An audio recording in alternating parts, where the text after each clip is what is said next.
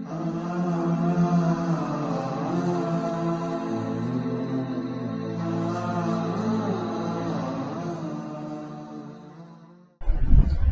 باللہ من الشیطان الرجیم، بسم اللہ الرحمن الرحیم۔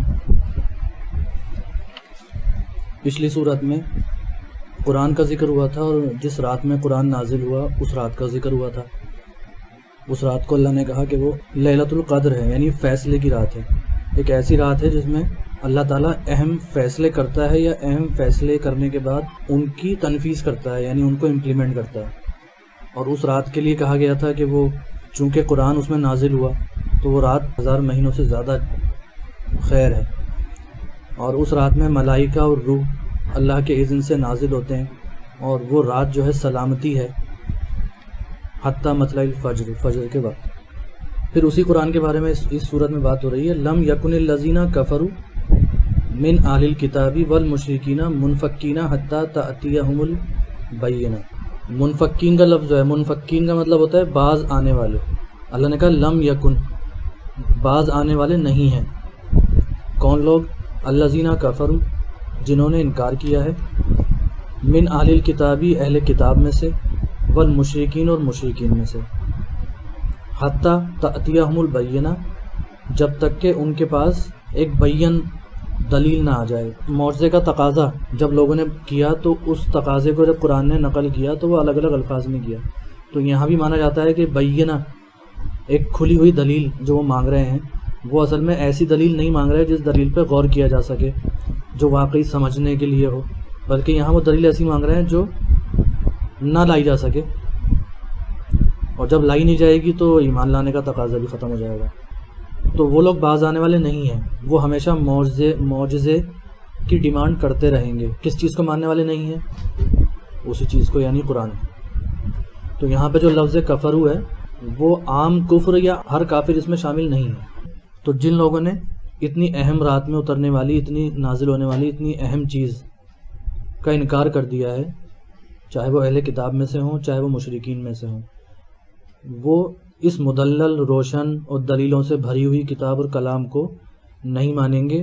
یہ اگر مانگیں گے تو، کیونکہ انہوں نے اس قرآن کو نہیں مانگا، انہوں نے اس قرآن جیسی دلیل کو یا معجزے کو نہیں مانگا، تو قرآن نے پھر اس کو اگلی آیت کے اندر بتایا بھی ہے کہ یہ کس طرح کی بینہ، کس طرح کا معجزہ چاہتے ہیں۔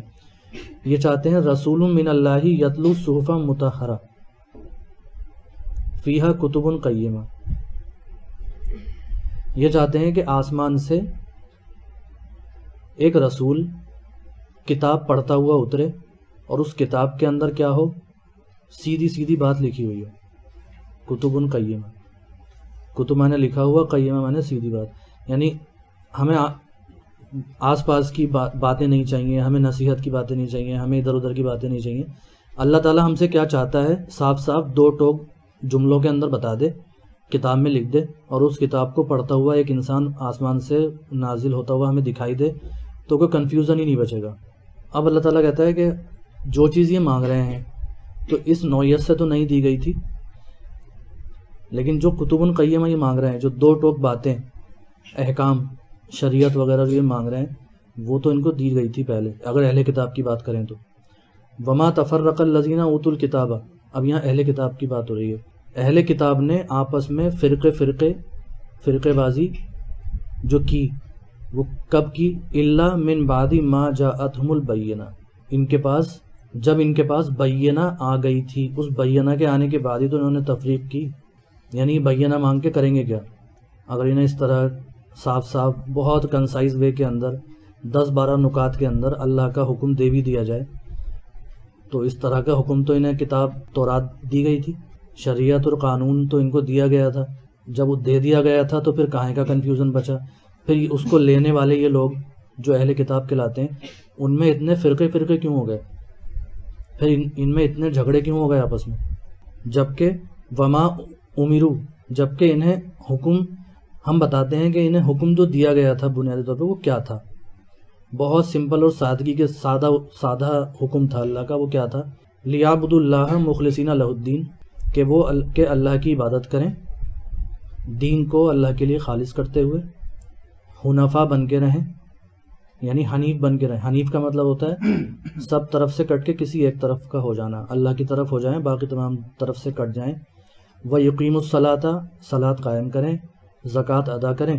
وَذَلِكَ دِينُ الْقَيِّمَةِ, اور یہی تو تھا سیدھا دین, یعنی دین یہی تھا, یہی بنیاد تھی دین کی. یہ ان کو پہلے بھی دیا گیا تھا, بینہ کی شکل میں دیا گیا تھا. تو اتنی بنیادی دین کی اتنی بنیادی باتیں جو صرف اتنی ہی ہیں اور اتنی سادہ ہیں, اس کے آنے کے بعد بھی انہوں نے خوب دین کے اندر خوب بال کی کھال نکالی. ایک ایک حکم کو لے کے انہوں نے خوب بحثیں کی, جیسے ہمارے یہاں ہوتی ہیں کہ ایک ایک حکم کے ذیل میں ہم کتابیں پہ کتابیں لکھ ڈالتے ہیں, نتیجہ کچھ نہیں نکلتا. یعنی ہم بھی خوب بال کی کھال نکالتے ہیں. اور سورہ بقرہ, یہ تو ہم قرآن کے آخری حصے پہ آ گئے ہیں, سورت نمبر 98 ہے یہ. سورہ فاتحہ کے بعد جو پہلی سورت ہے, یعنی دوسری سورت جو ہے سورہ بقرہ, اس میں تو اللہ تعالیٰ نے بہت کھول کے یہ بات جو ہے بتائی ہے. اور اس سورت کا نام جو ہے بقرہ بھی اس لیے رکھا گیا کیونکہ اس میں بہت ساری آیتیں ہیں جو احکام دیتی ہیں, اللہ کا حکم دیتی ہیں, ڈوز اینڈ ڈونٹس پہ ہیں, اللہ کی شریعت بیان کرتی ہیں. تو اللہ تعالیٰ نے اس صورت میں انسان کو, مسلمانوں کو شریعت دینے سے پہلے یا شریعت دینے کے ساتھ یہ سمجھانے کی کوشش کری ہے کہ دیکھو شریعت ہم انسانوں کو پہلی بار نہیں دے رہے, ہم پہلے بھی دے چکے ہیں. ان سے کیا غلطی ہوئی تو اس کو بیان کیا اللہ تعالیٰ نے بہت تفصیل سے. ان سے جو غلطی ہوئی وہ یہی ہوئی کہ جب انہیں حکم دیا گیا کہ بقرہ ذبح کرنا ہے, ایک جانور ذبح کرنا ہے, تو وہ اس کی گہرائی میں چلے جایا کرتے تھے. وہ جو بھی جانور ان کے پاس تھے, اس جانور میں سے کہا گیا تھا بقرہ ذبح کر دو تو وہ بقرہ ذبح کر دیتے تو بات ہو جاتی. لیکن انہوں نے اپنے نبی سے خوب سوال پوچھے کہ ہم تو اپنی طرف سے اچھے سے اچھا کرنا چاہتے ہیں, ذرا اور کھول کے بتاؤ کیسا ہونا چاہیے, اس کا رنگ کیا ہو, اس کی عمر کیا ہو, وہ کیا کرتا ہو کیا نہیں کرتا ہو. تو جیسے جیسے وہ پوچھتے گئے ویسے ویسے جواب آتا گیا, اور جواب ان کے لیے سخت ہوتا گیا. اب جو تھا اللہ تعالیٰ نے ریفائن کر کے ایک ایسی جانور پہ انگلی رکھ دی جو بہترین تھا ان کے گلے میں ان کے پاس. تو انہوں نے ذبح, اللہ نے خود بھی کہا قرآن میں ہے بھی کہ پھر انہوں نے وہ ذبح کیا, بلکہ لگتا نہیں تھا کہ وہ ذبح کریں گے. تو یہ اسی چیز کی بات ہو رہی ہے کہ ہم نے بہت سمپل دین دیا تھا, بہت بنیادی اصول بتائے تھے. اصولوں کو پکڑنا ضروری تھا. ایک اصول پہ ایک شخص کسی اعتبار سے عمل کر لیتا, دوسرا شخص کسی اعتبار سے عمل کر لیتا, تو ہم دونوں کی عبادت قبول کر لیتے. کیونکہ ہم عبادت میں یہ نہیں دیکھتے کہ تم نے کتنی باریکی کے ساتھ وہ کام کیا, ہم یہ دیکھتے ہیں کہ تم نے کتنے تقوی کے ساتھ کیا ہے, اور جو جذبہ ہم چاہتے تھے وہ تمہارے اندر پیدا ہوا یا نہیں ہوا. سمپل سی بات. اور اس بات کو قرآن میں الگ الگ جگہ پہ الگ الگ طریقے سے کہا گیا ہے کہ ہمارے یہاں ہم تک نہ تمہارے قربانی کا گوشت پہنچتا ہے, نہ خون پہنچتا ہے, تقویٰ پہنچتا ہے. کہیں پہ اللہ تعالیٰ نے کہا کہ تم حج پہ جاتے ہو تو تم حج پہ کتنے دن کہاں گزارتے ہو, ہم یہ نہیں دیکھتے, ہم تو یہ دیکھتے ہیں کہ تم وہاں جو رہے ہو کتنے تقوی کے ساتھ رہے ہو. اس طرح مثالیں اکٹھی کری جائیں تو آیت پہ بہت ساری آیت میں کہتا ہے کہ ہم تم سے جو بھی کام کراتے ہیں عبادت کا, ہم نے اگر کوئی فریم ورک بتایا ہے تو ہم بال کی کھال نکال کے تو نہیں تولتے تمہاری عبادتوں کو. ہم تو مقصد کو دیکھتے ہیں کہ وہ عبادت مقصد پورا کر رہی ہے یا نہیں کر رہی ہے, اور جس تقوی اور جذبے کے ساتھ تمہیں کرنا چاہیے تم نے کیا ہے یا نہیں کیا. تو ہم تو نہ صرف یہ کہ اپنے جب خود عبادت کرتے ہیں یا کسی ایک حکم پہ عمل کرتے ہیں تو خود بال کی کھال نکالتے ہیں, بلکہ ہم تو دوسروں کی بھی نگرانی کرتے ہیں کہ ہم تو نماز پڑھ ہی رہے ہیں, ہمارے برابر میں جو نماز پڑھ رہا ہے اس کے پیر کتنے کھلے ہوئے ہیں کتنے نہیں کھلے ہوئے, اس نے انگلی کتنی بار اٹھائی یا نہیں اٹھائی, اس نے ہم سے پہلے اتحیات میں انگلی اٹھا لی تو اس کا مطلب اس نے کیسے پڑھ لیا. مطلب خود بھی اور دوسروں پہ بھی خوب ہماری نگرانی ہے. تو یہی وہ کام یہودی کرتے تھے, اصل میں یہودیوں کے یہ بہت عام تھا. تو اللہ تعالیٰ نے اسی کی تنقید کری ہے کہ یہ بینہ مانگ رہا ہے ہم سے. بینہ تو ان کو دیا جا چکا تھا, اس کے بعد بینہ دے کے ہوا کیا, کچھ بھی نہیں ہوا, تفرق کو پھیلایا انہوں نے صرف. ان الذین کفروا من اہل الکتاب والمشرکین. اچھا اسی بات, یہ جو بات ابھی میں نے کہی اس کو ہی ایک تفسیر میں لکھا ہے, ان کو بھی اللہ تعالیٰ کی طرف سے توحید کا حکم دیا گیا تھا کہ وہ اللہ ہی کی بندگی کریں, اسی کے لیے اطاعت کو خالص کر کے بالکل یکسو ہو کر. لیکن انہوں نے دین کی یہ بنیادی تعلیم برباد کر دی. اپنے پیغمبر کی موجودگی میں انہوں نے ایک بچڑے کی پرستش کی, عزیر کو ابن اللہ اور علماء اور فقہا کو اربابا من دون اللہ بنایا, یعنی اپنے علماء اور فقہا کو اللہ کے سوا خدا بنا کے بیٹھ گئے. جادو اور اعمال سفلیہ اختیار کر لیے, یہاں تک کہ دوسری قوموں کے بتوں کی بھی پوجا کی, جس پر ان کے نبیوں نے نہایت درد انگیز الفاظ میں نوحہ بھی کیا ہے. اس طرح انہیں نماز اور زکوٰۃ کا بھی حکم دیا گیا تھا, لیکن نماز انہوں نے بالکل ہی ضائع کر دی, یہاں تک کہ تورات میں اس کا ذکر بھی باقی نہیں رہا.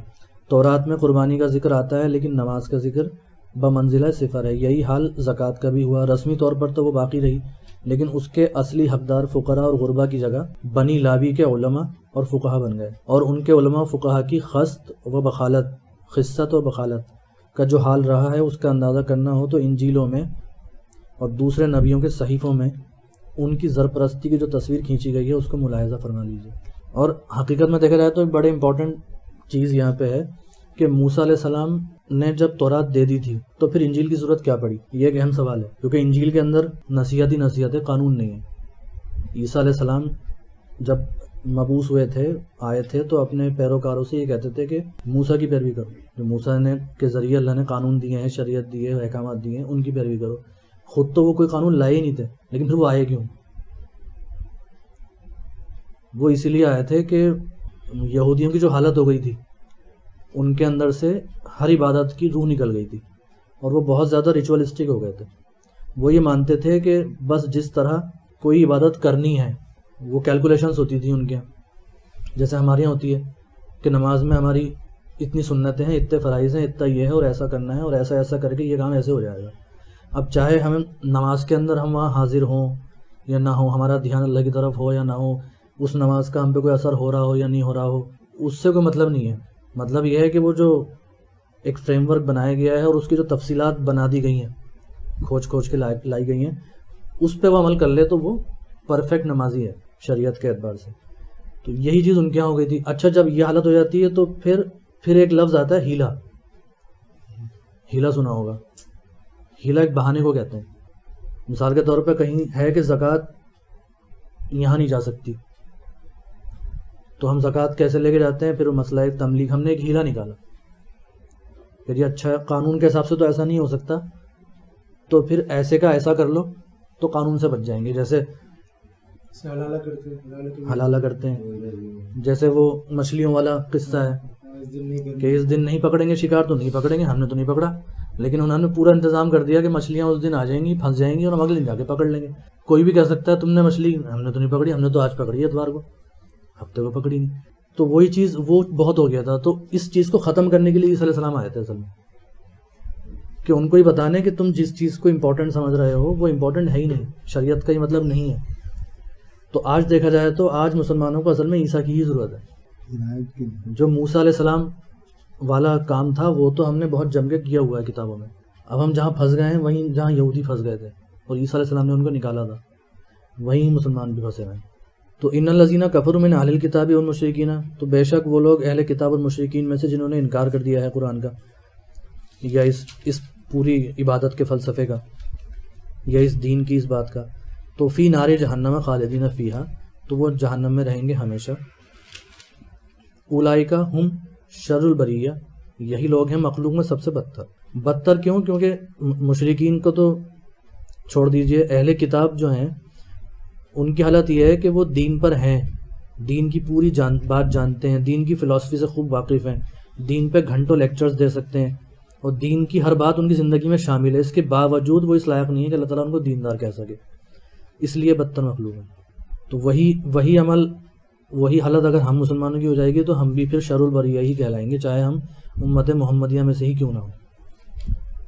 تو ان الذین آمنوا وعملوا الصالحات اولئک ہم خیر البریہ، بے شک وہ لوگ جو ایمان لائے، وعملوا الصالحات، اور نیک عمل کیے، اولئک ہم خیر البریہ، تو بہترین مخلوق وہی ہیں۔ اور یہاں ایمان اور عمل وہی ہے، ایمان لانے کا مطلب سچا ایمان لانا، ایمان کے سارے تقاضے پورے کرنا، اور عمل الصالحات کے اندر وہ تمام نیک اعمال آ جاتے ہیں جس کو اللہ کے دین نے بیان کرا ہے۔ اور اللہ کے دین نے جن نیکیوں کو بیان کرا ہے وہ نیکیاں اصل میں رسم نبھانے والی نیکیاں نہیں ہیں، نیکیوں کو حقیقت کے ساتھ ادا کرنا۔ جزاؤہم عند ربہم جنات عدن، ان لوگوں کا بدلہ ان کے رب کے ہاں جنتیں ہیں، جنات عدن ہمیشہ رہنے والی، تجری من تحتها الانہار، ان کے نیچے نہریں بہتی ہوں گی، خالدین فیہا، اس میں ہمیشہ رہیں گے، ابدا ہمیشہ رہیں گے۔ رضی اللہ عنہم ورضوا عنہ، راضی ہوا اللہ ان سے اور وہ راضی ہوئے اللہ سے، جن کی یہ صفت ہو ان کے لیے کہا گیا ہے۔ ذالک لمن خشی ربہ، ذالک یہ ہے اصل، یہ ہے صلہ اس شخص کا جو ڈرتا ہے اپنے رب سے۔ صدق اللہ العظیم۔